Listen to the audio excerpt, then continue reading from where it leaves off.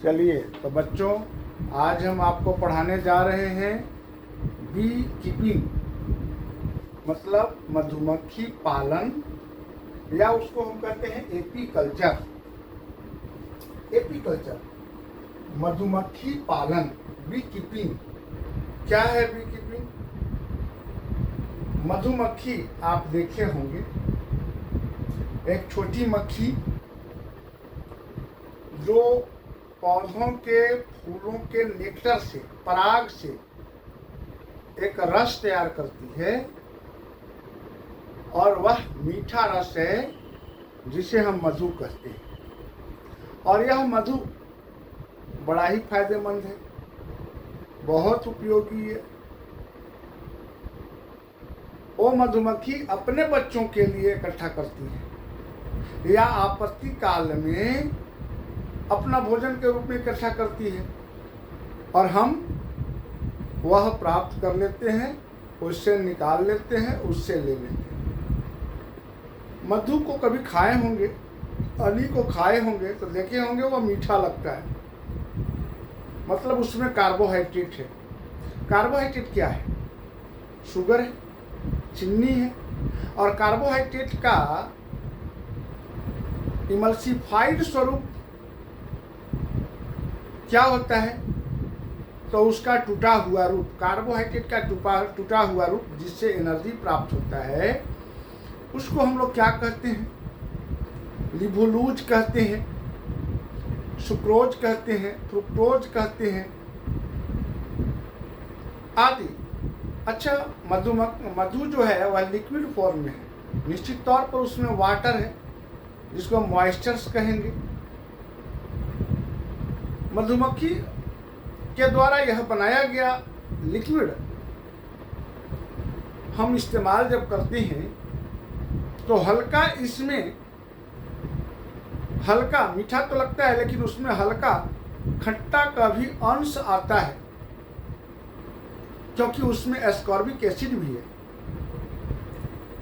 उसमें कैल्शियम भी है, उसमें फॉस्फेट भी है, उसमें आयरन भी है, उसमें मैग्नीज भी है, उसमें एक और एसिड है पेंटोनिक एसिड, वो भी पाया जाता है उसमें। तो इस तरह से मधु का मेडिसिनल वैल्यू भी है, हमारे लिए बड़ा उपयोगी है, बहुत फायदेमंद है। और खास करके किसानों के लिए व्यावसायिक स्वरूप में, व्यावसायिक उपयोग में उनको मदद मिलता है, उनके आय को बढ़ावा देता है। मान लीजिए किसान सरसों के खेती किया और उन सरसों के फूल के रस से मध तैयार हो गया, तो मध भी उनको प्राप्त हो गया और सरसों भी प्राप्त हो गया। अच्छा, सरसों का उत्पादन भी बढ़ जाएगा। जैसा कि आप जानते हैं, किसी फूल वाले पौधों में फल तब लगता है जब उसमें पॉलिनेशन होता है, और पॉलिनेटिंग एजेंट में सबसे प्रमुख स्थान मधुमक्खियों का है। रस चूसने के बहाने चले जाते हैं और फूलों पर पॉलिनेशन जाने अनजाने में कर डालते हैं। तो किसान को दो फायदे, बढ़िया पॉलिनेटिंग अगर हो जाएगा सरसों के पौधों में, तब बीज बढ़िया लगेंगे, उत्पादन बढ़िया होगा। दूसरी तरफ मधुमक्खी अगर रस को कलेक्ट करते हैं और उस रस को किसान प्राप्त कर लेता है, यानी मधु को प्राप्त कर लेता है, मधु बेच करके भी वो फायदा कमा लेता है। इसको कहते हैं इंटीग्रेटेड फार्मिंग, दो को लगा हुआ एक साथ, यानी सरसों भी हो गया और सरसों के साथ साथ उनका मधु भी होगी। तो किसानों के लिए यह बहुत ही फायदेमंद और कारगर है। अगर किसान इंटीग्रेटेड फार्मिंग करते हैं, जैसे पहले मैं पढ़ा चुका हूं कि अगर पशुपालन करते हैं तो पशुपालन भी कृषि का इंटीग्रेटेड फार्मिंग है, यानी कि पशुपालन से भी बहुत फायदे कमाया जा सकता है। और पशु अगर रहेंगे तो उनके गोबर खाद से किसान को खेत में अलग से केमिकल खाद डालने की आवश्यकता नहीं पड़ती। ठीक उसी प्रकार से मधुमक्खी पालन भी किसानों के लिए बहुत फायदेमंद है। इसका व्यवसायिक उपयोग, बाजार में इसकी मांग बहुत है। मधुमक्खियों की अगर हम बात करें तो मधुमक्खियों के जो छत्ता तैयार होता है जिसमें वो अपना मध कलेक्ट करके रखते हैं, उसका भी बहुत बड़ा व्यवसायिक फायदे हैं। उनके छत्ता का हाई मेल्टिंग पॉइंट होता है, जिसको हम लोग कहते हैं हनी कोम्ब, मधुमक्खी की छत्ता।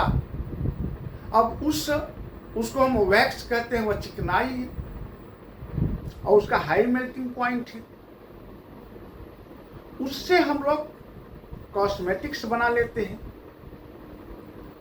जो शू पॉलिश बना लेते हैं, कोल्ड क्रीम बना लेते हैं, शेविंग क्रीम बना लेते हैं, और भी महिलाओं के यूज होने वाले लिपस्टिक आदि उसी से बनते हैं।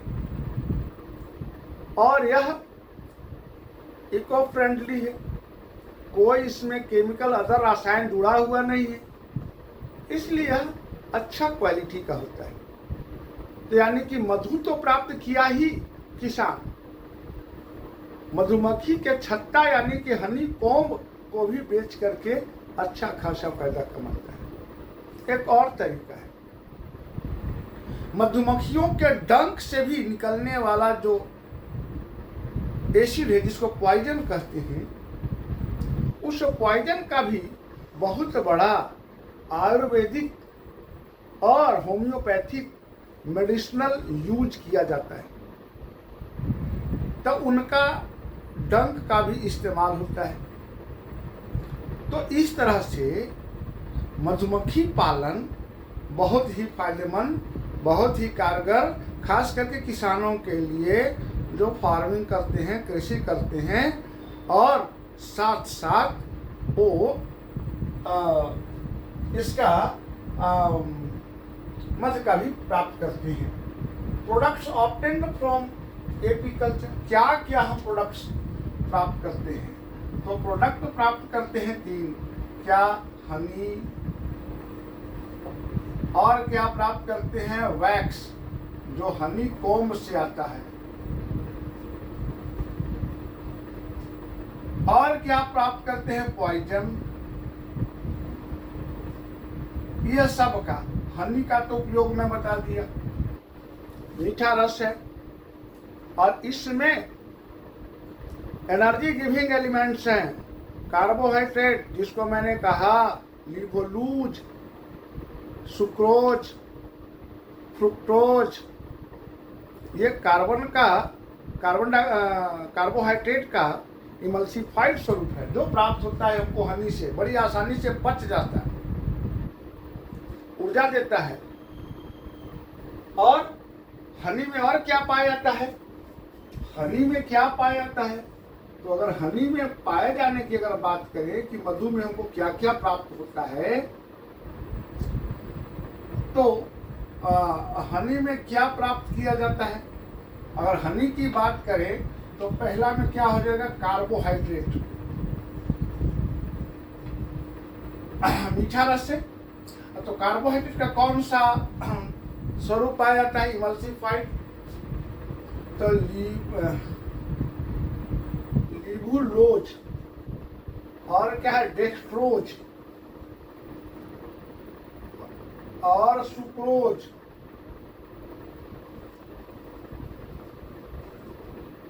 सुक्रोज ETC, यह कार्बोहाइड्रेट है, इससे हमको ऊर्जा मिलता है, एनर्जी मिलता है। मिनरल्स की अगर बात करें, मिनरल्स भी प्राप्त होता है हमको हनी से। मिनरल्स कौन कौन से प्राप्त होते हैं? तो मिनरल में iron, calcium, phosphate, iron, calcium, phosphate, manganese भी पाया जाता है। मैग्नीज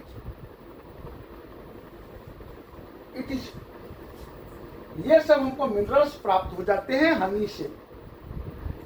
तो एनर्जी प्राप्त हो गया, मिनरल्स प्राप्त हो गया। जानते हैं मिनरल्स प्रोटेक्टिव फूड है, हमारे शरीर को संरक्षित करता है। तीसरा नंबर, अगर हम कहें कि और क्या प्राप्त होता है हमको, तो विटामिन भी मिलते हैं। किस में? पैंटोनिक एसिड के रूप में,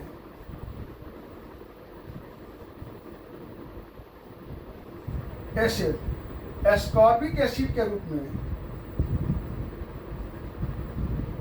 नियासिन इत्यादि, ये सब विटामिन के रूप में हमको प्राप्त हो जाते हैं। जरा बताइए कि मध अगर आप खाते हैं तो इतने चीज मिल जाते हैं, है ना। अच्छा, हनी का मेडिसिनल वैल्यू के बारे में हम आपको नहीं बताए कि इनका मेडिसिनल वैल्यू क्या है, वो भी बता दे रहे हैं आपको कि हनी का मेडिसिनल वैल्यू क्या है।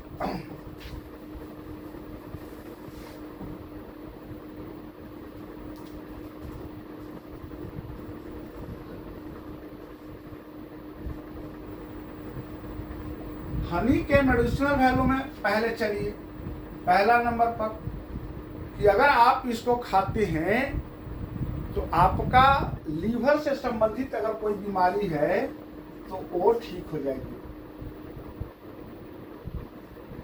लीवर से क्योर हो जाएगा। दूसरा, अगर डिसेंट्री आपको है,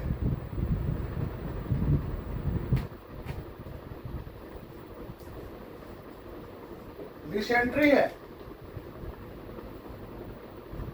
डिसेंट्री है यानी कि पखाना, दस्त आपको हो रहा है जल्दी जल्दी, तो भी हनी ठीक कर देगा। तीसरा, अगर कफ है, खांसी है, तो भी मध आपको जल्दी से ठीक कर देगा, है ना। खांसी में तो मध, हनी रामबाण इलाज है। अगर मध का इस्तेमाल करते हैं तो तुरंत 2 मिनट में खांसी रुक जाएगा। तो हनी का मेडिसिनल वैल्यू भी है और हम यूज करते हैं हनी को। इसके बाद वैक्स देख लीजिए, वैक्स हनी कॉम्ब, आप देखे होंगे कि हनी कॉम्ब जो बनता है वो हेक्सागोनल उनका होता है ना। हनी कॉम्ब कैसा होता है? तो हेक्सागोनल, और इसी में वे अपना मध को छुपा करके रखते हैं। हनी कॉम्ब ये हेक्सागोनल है, षष्ठभुजाकार इनका आकार होता है। ये बना हुआ होता है उनके पास उनके शरीर से निकले हुए एक वैक्स से, मोम से, और इस मोम से जो ये हनी कॉम्ब हुआ, इससे क्या निकलता है? वैक्स। वैक्स का इस्तेमाल हम लोग क्या में करते हैं? वैक्स का इस्तेमाल पहले के जमाने में इसको, इसी वैक्स से हम सील करते थे, मोहर, लेटर आदि। हालांकि इसमें हम लोग लाह कीट से, लाह का घर का बना हुआ भी इस्तेमाल करते हैं, लेकिन वैक्स का भी इस्तेमाल करते थे। काहे करते थे? तो हाई मेल्टिंग पॉइंट है,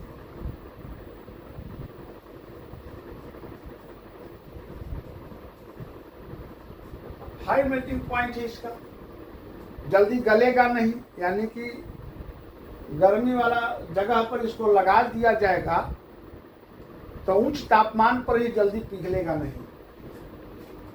दूसरा, वैक्स का इस्तेमाल हम लोग कॉस्मेटिक्स करते हैं। कॉस्मेटिक्स में क्या क्या हो जाएगा? तो कोल्ड क्रीम हो जाएगा, और क्या हो जाएगा? शेविंग क्रीम हो जाएगा,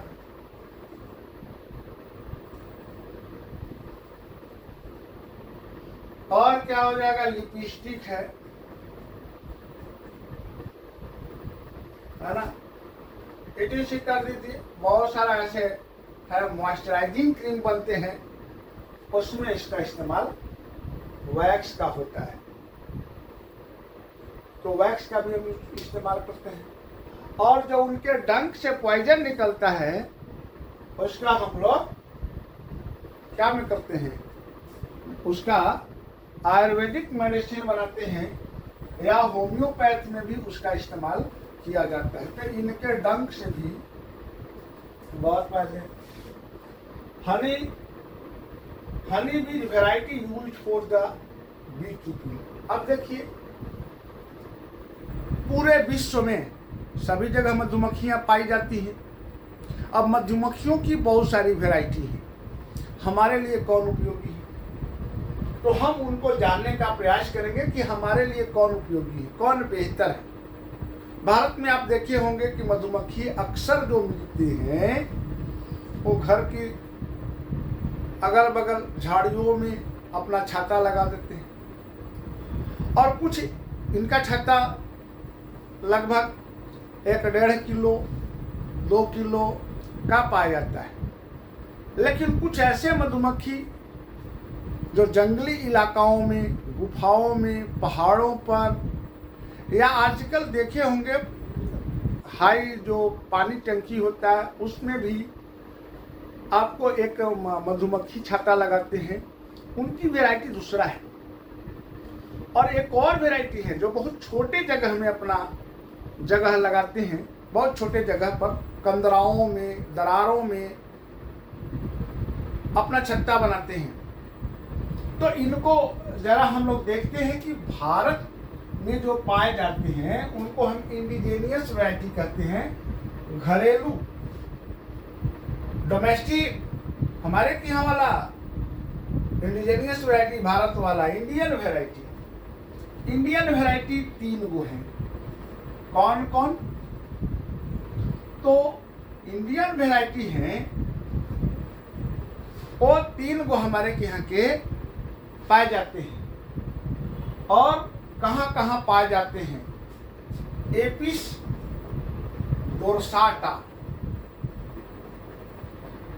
ये एपिस डोरसाटा जो है ये पहाड़ों में पाए जाएंगे, जंगली है और इनकी आकार भी बड़ी होती है। ये हमारे यहाँ जंगलों में, और मैंने बताया कि पानी टंकी पर इनका छत्ता लगभग 10 किलो तक हो जाता है। कितना विशाल छत्ता लगाते हैं, एपिस डोरसाटा। ये बड़ी मक्खियां हैं। मीडियम ग्रेड की जो मक्खी है उनको एपिस सिराना कहते हैं। यही हमको झाड़ियों में मिलते हैं, हमारे पौधों के फूलों पर दिखाई देते हैं, अक्सर हमारे फसलों पर दिखाई देते हैं। धान की खेतों से फूलों से रस प्राप्त करते हैं, सरसों के फूलों से रस प्राप्त करते हैं। यही ज़्यादा पाए जाते हैं हमारे आसपास, एपिस सिराना। और एक और है एपिस फ्लोरिया।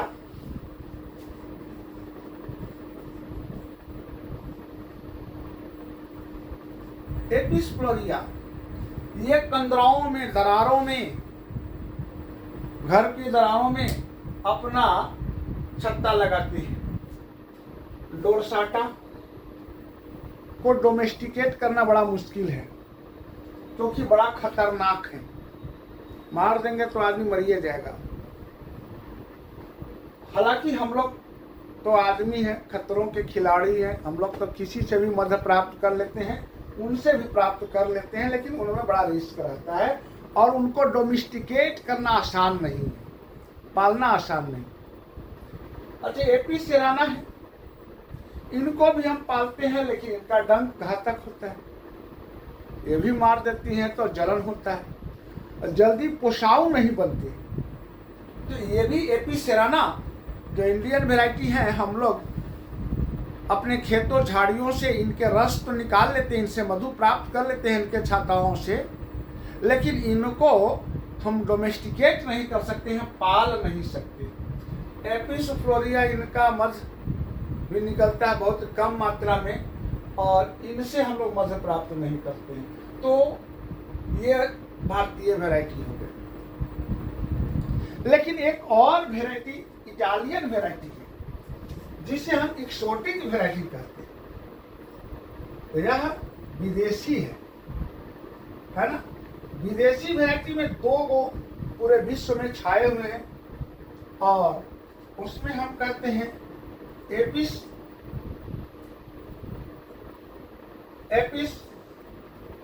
इनका नाम है एपिस मेलिफेरा।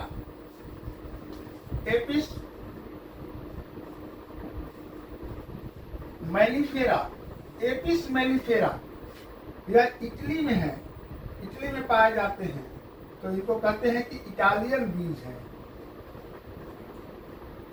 यह इटालियन बीज है।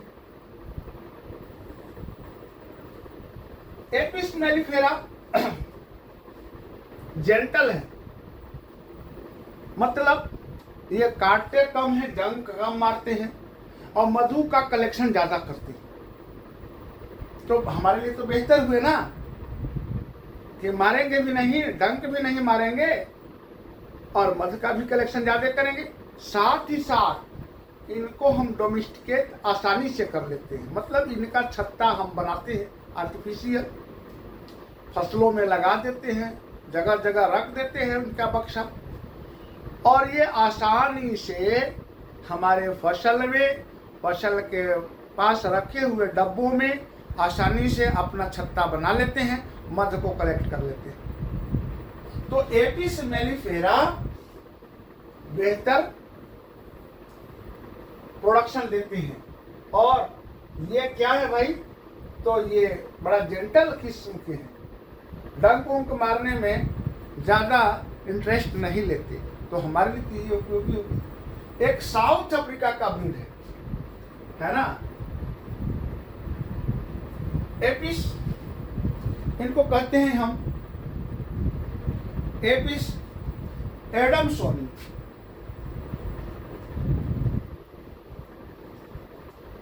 एपिस एडमसोनी यह साउथ अफ्रीका का ब्रीड है और ये भी क्या है, तो हाई प्रोडक्टिविटी रखते हैं। इनका वैक्स छत्ता भी बड़ा होता है, ज़्यादा वैक्स प्राप्त करते हैं इनसे और मधु भी बढ़िया प्राप्त करते हैं। और ये भी जेंटल किस्म के हैं। हालांकि भारत में हम लोग ज़्यादा एपिस मेलिफेरा जो बीज की प्रजाति है उसका ही ज़्यादा उपयोग करते हैं। तो एपिस एडमसोनी का भी बढ़िया उत्पादन क्षमता है, तो हम उनका भी रखते हैं, लेकिन भारत में उपयोग अक्सर एपिस मेलिफेरा हो रहा है। तो इस तरह से मैंने आपको मधुमक्खियों का इंट्रोडक्शन, मध से प्राप्त होने वाले पोषक तत्व, मधुमक्खियों के फायदे के बारे में बताया। ये मधुमक्खियों का जो मैं वर्णन कर रहा हूँ यह पार्ट 1 है और पार्ट 2 मैं जल्द ही बनाऊंगा, जिसमें आपको बताऊंगा कि मधुमक्खियों के परिवार कैसा होता है, मधुमक्खियों के छत्तों की बनावट कैसी होती है, छत्तों के किस हिस्सों में मध को जमा किया जाता है, मधुमक्खियों के परिवार के कौन से सदस्य मध इकट्ठा करते हैं, कौन से सदस्य बच्चों का पालन पोषण करते हैं, कौन से सदस्य अंडों को देते हैं, अंडे कितने दिन में मैच्योर होते हैं और मैच्योरिटी के बाद वो मध कलेक्शन कैसे करते हैं, आदि आदि के बारे में मैं कल आपको या अगली वीडियो में मैं बताऊंगा। और तब तक के लिए धन्यवाद।